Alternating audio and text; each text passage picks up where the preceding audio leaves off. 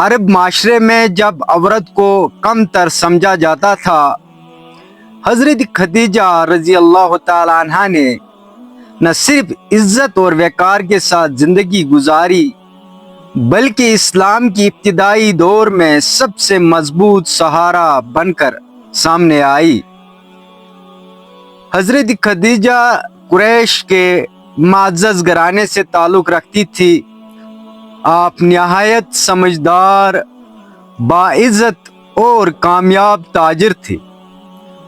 اپنی تجارتی قافلوں کے ذریعے عرب کے بڑے شہروں سے کاروبار کرتی تھی۔ آپ رضی اللہ تعالی عنہ نے جب نبی کریم صلی اللہ علیہ وسلم کی امانت داری، سچائی اور حسن اخلاق دیکھا تو ان سے نکاح کا پیغام بھیجا۔ حالانکہ آپ ان سے عمر میں 15 سال بڑی تھی، نبی کریم صلی اللہ علیہ وسلم نے نکاح قبول فرمایا اور رشتہ 25 سال تک قائم رہا، جب خالص محبت، احترام اور وفا سے بھرپور تھا۔ حضرت خدیجہ رضی اللہ تعالی عنہ نے نبی کریم صلی اللہ علیہ وسلم پر اس وقت ایمان لایا جب دنیا انکار کر رہی تھی۔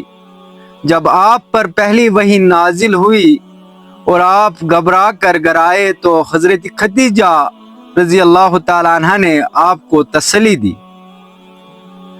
آپ کی حوصلہ افزائی کی اور فرمایا، اللہ ہرگز آپ کو ضائع نہ کرے۔ آپ صلہ رحمی کرتے ہیں، کمزوروں کا بوجھ اٹھاتے ہیں، مہمان نوازی کرتے ہیں اور حق کے ساتھ کھڑا ہوتے ہیں۔ یہ وہ الفاظ تھے جب آپ صلی اللہ علیہ وسلم کے لیے ایک مضبوط سہارا بنے۔ حضرت خدیجہ رضی اللہ تعالی عنہ نے اپنا سارا مال اسلام کی راہ میں خرچ کر دیا۔ جب مسلمان شب ابی طالب میں 3 سال کی سخت معاشی بائیکاٹ کی حالت میں رہے، حضرت خدیجہ رضی اللہ تعالی عنہ نے صبر کے ساتھ وہ وقت گزارا حتیٰ کہ اسی حالت میں وفات پا گئی۔ نبی کریم صلی اللہ علیہ وسلم حضرت خدیجہ رضی اللہ تعالی عنہ کو زندگی بھر یاد کرتے رہے۔ ایک بار فرمایا، مجھے خدیجہ سے بہتر کوئی نہیں ملی۔ اس وقت جب سب نے فرمایا انکار کیا، خدیجہ رضی اللہ تعالی عنہ نے مجھ پر ایمان لایا۔ جب سب نے مجھے جھٹلایا، اس نے میری تصدیق کی، اور جب کسی نے مجھے کچھ نہ دیا، اس نے اپنا مال میرے ساتھ بانٹ دیا۔